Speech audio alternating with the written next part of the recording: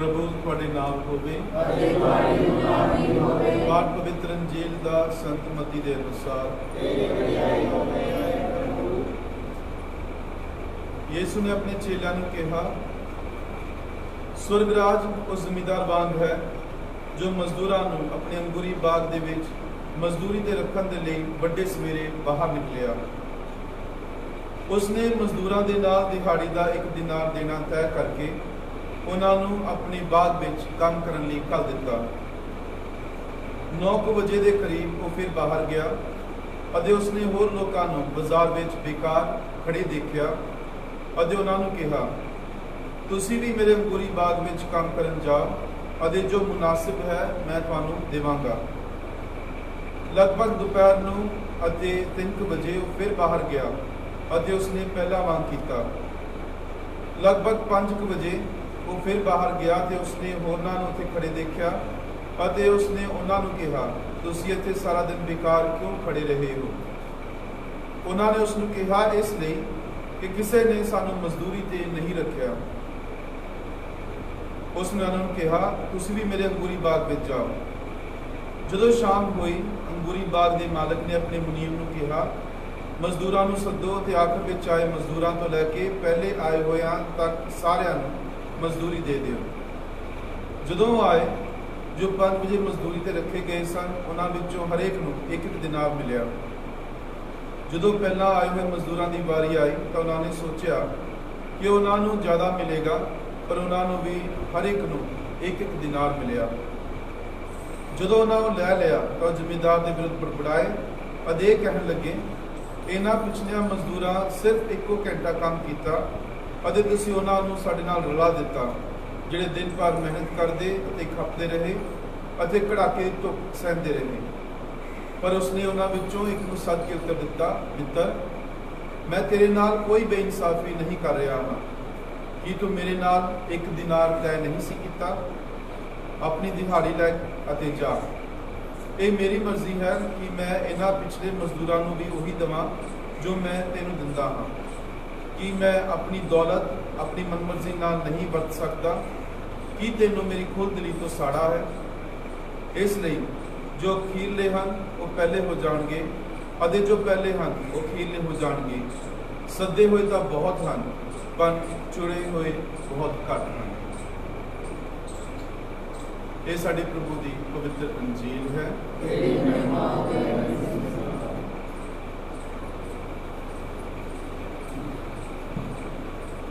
प्रभु यीशु मसीह दे विच मेरे प्यारे भरा भैण बच्चों, सारे नूं यीशु मसीह दी अज इस तरह पाक मास की शुरुआत असी ये सोच रहे सन, ध्यान कर रहे सन कि जो मनुख है उसकी सोच विच हमेशा एक तर्क अते तुलना हुंदी है। जदों असी अपने जमाने में पढ़ते सां या हुण जो बच्चे पढ़ रहे हैं, जदों वो भी पढ़ाई करते हैं तो एक चीज़ नूं दूसरी चीज़ की तुलना दे विच याद रखते हैं।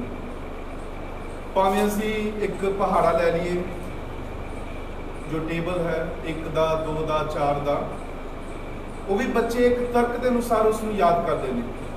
उन्होंने पता है 2 1 दा 2, 2 2 दा 4, तो वो एक लाइन है।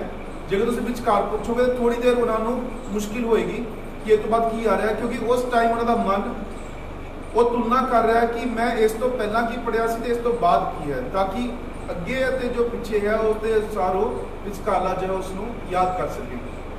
जो असीं कहने हैं कि कोई स्मार्ट है या सोहना है, वो असीं किस तरह कहने हैं? वो इसलिए कहने हैं क्योंकि असीं किसी नूं देखिया है तो उसकी तुलना दे विच असीं देखते हैं कि ये उहदे नालों सोहना है या घट सोहना है।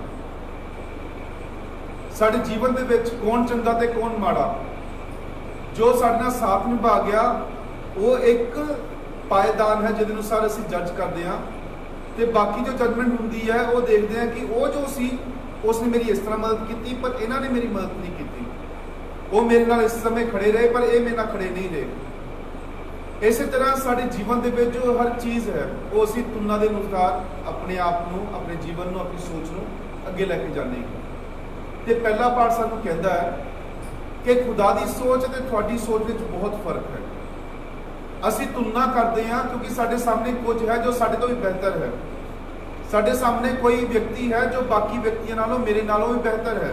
ਇਸ ਲਈ ਮੈਂ ਆਪਣੇ ਆਪ ਨੂੰ ਕੰਪੇਅਰ ਕਰ ਰਿਹਾ, ਦੂਸਰੇ ਵਿਅਕਤੀ ਨੂੰ ਉਹਦੇ ਨਾਲ ਕੰਪੇਅਰ ਕਰ ਰਿਹਾ। ਪਰ ਖੁਦਾ ਦ ਬਿਹਤਰ ਹੈ, ਦ ਪਰਫੈਕਸ਼ਨ ਹੈ, ਉਸ ਤੋਂ ਅੱਗੇ ਕੋਈ ਵੀ ਬਿਹਤਰ ਨਹੀਂ ਹੈ। ਇਸ ਲਈ ਪਰਮੇਸ਼ਵਰ ਨੂੰ ਕਿਸੇ ਨਾਲ ਵੀ ਆਪਣੀ ਕੰਪੈਰੀਜ਼ਨ ਕਰਨ ਦੀ ਜ਼ਰੂਰਤ ਨਹੀਂ ਹੈ। ਇਸ ਲਈ ਉਸ ਦੀ ਜੋ ਦਇਆ ਹੈ, ਉਹਦਾ ਜੋ ਰਹਿਮ ਹੈ, ਉਸਦਾ ਜੋ ਪਿਆਰ ਹੈ, ਉਹਦੇ ਵਿੱਚ ਕੋਈ ਕੰਡੀਸ਼ਨ ਨਹੀਂ ਹੈ। ਉਹਦੇ ਲਈ ਅਸੀਂ ਸਾਰੇ ਬਰਾਬਰ ਹਾਂ। ਅਸੀਂ ਆਪਣਾ ਜੀਵਨ ਬਿਤਾਉਂਦੇ ਹਾਂ, ਸੋਚ ਰੱਖਦੇ ਹਾਂ ਇਹ ਦੇਖਦੇ ਹੋਏ ਕਿ ਸਹੀ ਕੀ ਹੈ। ਪਰਮੇਸ਼ਵਰ ਸਾਨੂੰ ਬਰਕਤਾਂ ਦਿੰਦਾ ਹੈ, ਮਾਫੀ ਦਿੰਦਾ ਹੈ, ਇਹ ਦੇਖਦੇ ਹੋਏ ਕਿ ਸਾਡੀ ਰੂਹ ਲਈ ਜ਼ਰੂਰੀ ਕੀ ਹੈ। ਉਸ ਸਮੇਂ ਸਾਨੂੰ ਲੱਗੇਗਾ ਕਿ ਮੇਰੇ ਜੀਵਨ ਨੂੰ ਅੱਗੇ ਵਧਾਉਣ ਦੇ ਲਈ ਇਨਕਮ ਜ਼ਿਆਦਾ ਹੋਣਾ ਬਹੁਤ ਜ਼ਰੂਰੀ ਹੈ, ਸਹੀ ਹੈ। ਅਗਰ ਮੈਂ ਇੰਨੇ ਘੰਟੇ ਕੰਮ ਕੀਤਾ ਤਾਂ ਇੰਨੀ ਮੈਨੂੰ ਇਨਕਮ ਮਿਲਣੀ ਚਾਹੀਦੀ ਹੈ। ਪਰ ਪਰਮੇਸ਼ਵਰ ਇਹ ਦੇਖਦਾ ਹੈ ਕਿ ਸਾਡੇ ਇਸ ਦੁਨਿਆਵੀ ਜੀਵਨ ਤੋਂ ਬਾਅਦ ਜੋ ਰੂਹਾਨੀ ਜੀਵਨ ਹੈ, ਉਸ ਨੂੰ ਸੰਪੂਰਨ ਬਣਾਉਣ ਲਈ ਕੀ ਜ਼ਰੂਰੀ ਹੈ? ਉਸ ਨੂੰ ਸੰਪੂਰਨ ਬਣਾਉਣ ਲਈ ਪ੍ਰਭੂ ਦੀ ਦਇਆ ਜ਼ਰੂਰੀ ਹੈ, ਪਾਪਾਂ ਤੋਂ ਆਜ਼ਾਦ ਹੋਣਾ ਜ਼ਰੂਰੀ ਹੈ। ਇਸ ਲਈ ਪ੍ਰਭੂ ਬਿਨਾਂ ਕਿਸੇ ਸ਼ਰਤ ਦੇ ਅਸਾਂ ਸਾਰਿਆਂ ਨੂੰ ਆਪਣੀ ਮਾਫੀ ਬਖਸ਼ਦਾ ਹੈ। ਤੇ ਦੂਸਰੇ ਪਾਠ ਦੇ ਵਿੱਚ ਅਸੀਂ ਸੁਣਿਆ ਸੰਤ ਪੌਲੁਸ ਕਹਿੰਦਾ ਹੈ ਫਿਲਿੱਪੀਆਂ ਨੂੰ, ਕਹਿੰਦਾ ਕਿ ਮੈਂ ਚਾਹੇ ਜੀਵਾਂ ਜਾਂ ਮਰਾਂ, ਮੈਂ ਨੂੰ ਹਾਸਲ ਕਰਨਾ ਚਾਹੁੰਦਾ ਹਾਂ। ਹੁਣ ਸੰਤ ਪੌਲੁਸ ਦੇ ਕਹਿਣ ਦਾ ਅਰਥ ਇਹ ਹੈ ਕਿ ਉਸ ਨੂੰ ਹੁਣ ਕੋਈ ਤੁਲਨਾ ਨਹੀਂ ਹੈ ਕਿ ਫਿਲਿੱਪੀਆਂ ਦੀ ਵਿਸ਼ਵਾਸ ਸੰਗਤ ਮੇਰੀ ਚੰਗੀ ਸੀ ਜਾਂ ਕੁਰਿੰਥੀਆਂ ਦੀ ਜਾਂ ਕੁਲਸੀਆਂ ਦੀ। ਉਹਦੇ ਲਈ ਇੱਕ ਹੀ ਆਬਜੈਕਟਿਵ ਹੈ, ਇੱਕ ਹੀ ਟੀਚਾ ਹੈ ਕਿ ਆਪਣੇ ਪ੍ਰਭੂ ਨੂੰ ਹਾਸਲ ਕਰਨਾ ਹੈ, ਆਪਣੇ ਪ੍ਰਭੂ ਦੇ ਨਾਲ ਰਹਿਣਾ ਹੈ। ਕਿਉਂਕਿ ਉਹ ਜਾਣਦਾ ਹੈ ਕਿ ਮੇਰੇ ਤੋਂ ਵੀ ਅੱਗੇ ਬਹੁਤ ਲੋਕੀ ਸਨ ਜੋ ਯਹੂਦੀ ਰਾਜ ਦੇ ਵਿੱਚੋਂ ਸਨ, ਜੋ ਚੁਣੇ ਹੋਏ ਕੁਲ ਵਿੱਚੋਂ ਸਨ। ਪਰ ਪ੍ਰਭੂ ਨੇ ਮੇਰੇ ਉੱਤੇ, ਜੋ ਕਿ ਉਹਨੂੰ ਕੁਲ ਵਿੱਚ ਨਹੀਂ ਸਾਂ, ਮੈਂ ਗੈਰ ਯਹੂਦੀ ਸਾਂ, ਪ੍ਰਭੂ ਨੇ ਮੇਰੇ ਤੇ ਦਇਆ ਕੀਤੀ ਹੈ। ਮੈਂ ਧਰਮ ਗ੍ਰੰਥੀਆਂ ਸਿੱਖਿਆਵਾਂ ਪਿੱਛੇ ਜਾ ਰਿਹਾ ਸਾਂ, ਪਰ ਪ੍ਰਭੂ ਨੇ ਮੇਰੇ ਤੇ ਦਇਆ ਕੀਤੀ ਹੈ। ਇਸ ਲਈ ਮੈਂ ਜਾਣਦਾ ਹਾਂ ਕਿ ਪ੍ਰਭੂ ਕਿਸੇ ਨਾਲ ਕੋਈ ਵੀ ਪੱਖਪਾਤ ਨਹੀਂ ਕਰਦਾ।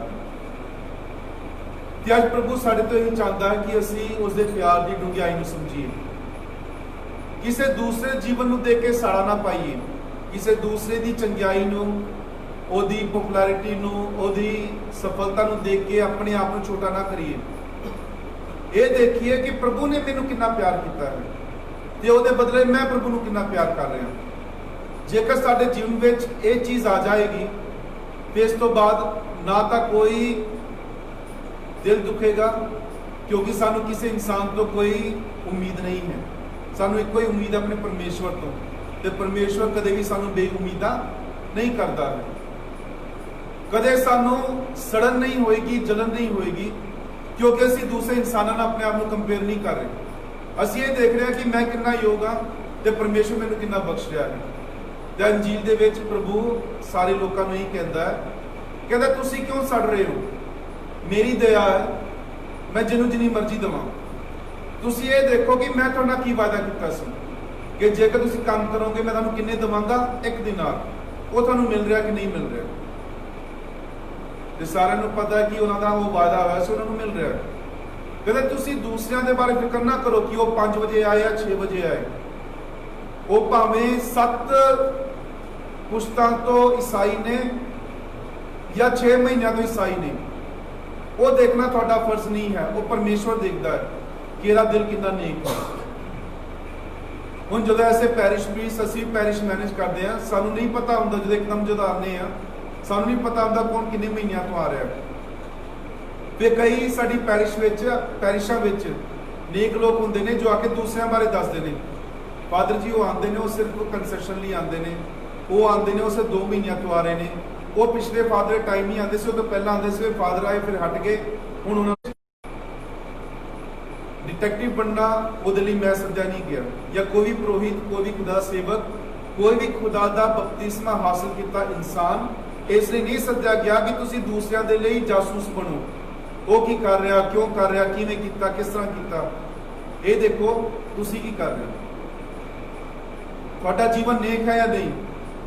ਮੈਨੂੰ ਉਸ ਦਿਨ ਬੜੀ ਖੁਸ਼ੀ ਹੋਗੀ ਜਦੋਂ ਕੋਈ ਆ ਕੇ ਮੈਨੂੰ ਦੱਸੇਗਾ ਕਿ ਫਾਦਰ ਜੀ ਮੇਰਾ ਜੀਵਨ ਹੈ ਨੇਕ ਨਹੀਂ ਹੈ, ਮੈਂ ਪਹਿਲਾਂ ਇਸ ਤਰ੍ਹਾਂ ਦਾ ਸੀ, ਜਾਂ ਮੈਂ ਹੁਣ ਚਰਚ ਆ ਰਿਹਾ ਇਸ ਲਾਲਚ ਲਈ ਆ ਰਿਹਾ।